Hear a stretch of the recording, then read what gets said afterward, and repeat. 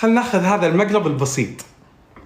السلام عليكم عبود، أنا اسمي عبد الله الفلاني، رقمي كذا، خوي إمام مسجد اسمه عبد الله الفلاني، رقمه كذا، مستقعد له شايب اسمه أبو درعان، إنه يبزبط ببعض الصلوات، إنه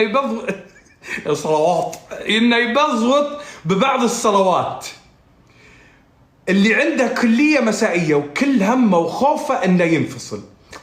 كلمه قل له عليك شكوى وكذا، أبو الدرعان اشتكى عليك، ومن هالكلام وفقنا الله وإياك.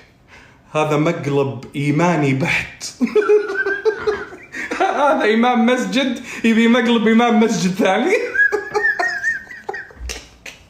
أوكي، أنا ليش تحمست ذا المقلب؟ إنه مقلب في دين، استغفر الله العظيم، ما ادري بس إمام اول مره مقلب امام، خلنا نجرب.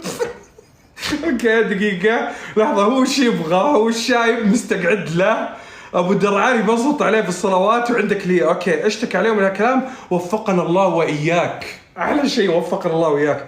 اوكي ان ابو درعان اشتكى عليك.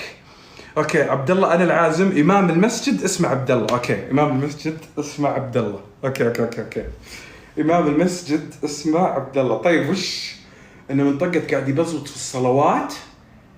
طيب انا اذا انا بدق عليه بدق لا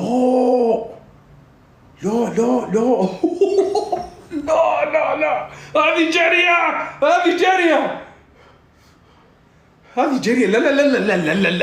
لا هذه جارية. وش بدق عليه على عندي من وزارة الأوقاف؟ لا يا ابو